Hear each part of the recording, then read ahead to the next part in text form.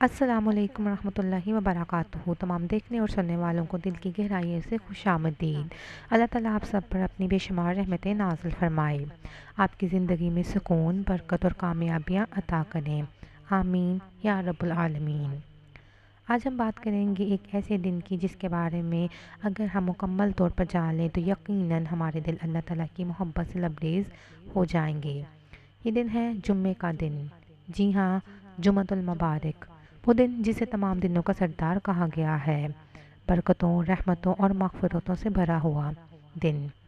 آج کی ویڈیو کا موضوع ہے جمعۃ المبارک کی فضیلت اور اعمال۔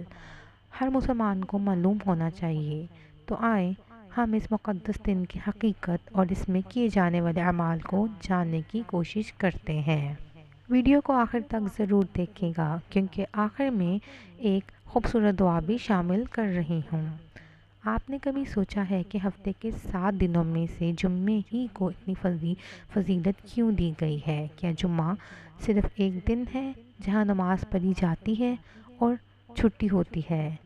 نہیں، بلکہ یہ ایک ایسا دن ہے جسے اللہ تعالیٰ نے خود منتخب کیا ہے۔ حضرت ابو ہریرہ رضی اللہ تعالیٰ عنہ سے روایت ہے کہ نبی کریم صلی اللہ علیہ وآلہ وسلم نے فرمایا، سب سے بہترین دن جس پر سورج طلوع ہوتا ہے وہ جمعے کا دن ہے۔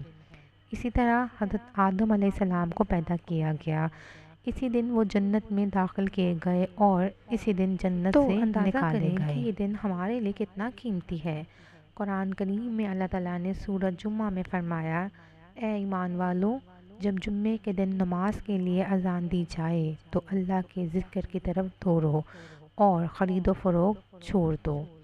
یہ آیت خود اس بات کا اعلان کر رہی ہے کہ جمعے کا دن محض معمولی دن نہیں ہے بلکہ اللہ تعالیٰ کی خاص رحمتوں کا دن ہے۔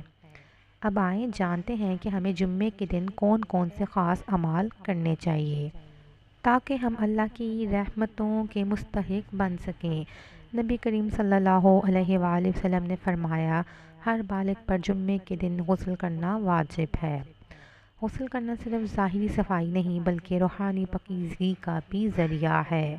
خوشبو لگانا، نبی کریم صلی اللہ علیہ وآلہ وسلم جمعے کے دن خوشبو لگاتے اور عمدہ لباس زیب تن کرتے تھے۔ مسواک کرنا، مسواک دانتوں کی صفائی کے ساتھ ساتھ سنت بھی ہے۔ جلد مسجد جانا، جو شخص جمعے کے دن جلدی مسجد جائے اسے ایک اونٹ صدقہ کرنے کا ثواب ملتا ہے۔ سورہ کہف کی تلاوت، نبی کریم صلی اللہ علیہ وآلہ وسلم نے فرمایا، جو شخص جمعے کے دن سورہ کہف کی تلاوت کرے گا اس کے لیے نور ہوگا جو ایک جمعے سے دوسرے جمعے تک چمکے گا۔ خطبہ غور سے سننا، جب خطبہ شروع ہو جائے تو مکمل خاموشی اختیار کریں۔ درود شریف کی کثرت، جمعے کے دن نبی کریم صلی اللہ علیہ وآلہ وسلم پر زیادہ درود پڑھنے کی خاص تاکید کی گئی ہے۔ دعا کی قبولیت کا وقت تلاش کریں، جمعے کے دن ایک خاص وقت ایسا آتا ہے جس میں دعا ضرور قبول ہوتی ہے۔ عام غلطیاں جو ہم کرتے ہیں، جمعے کی غسل کو اہمیت نہ دینا، سورۃ کہف کی تلاوت کو بھول جانا، خطبے کے دوران گفتگو کرنا، مسجد دیر سے پہنچنا، درود شریف کی کثرت کو بھلا دینا۔ یاد رکھیں، نبی کریم صلی اللہ علیہ وآلہ وسلم نے فرمایا کہ خطبے کے دوران بولنے والا شخص خطبے کا ثواب ضائع کر دیتا ہے۔ کیا آپ جانتے ہیں جمعے کے دن کا غسل صرف جسم کی صفائی کے لیے نہیں بلکہ روحانی انعامات کے لیے بھی ہے؟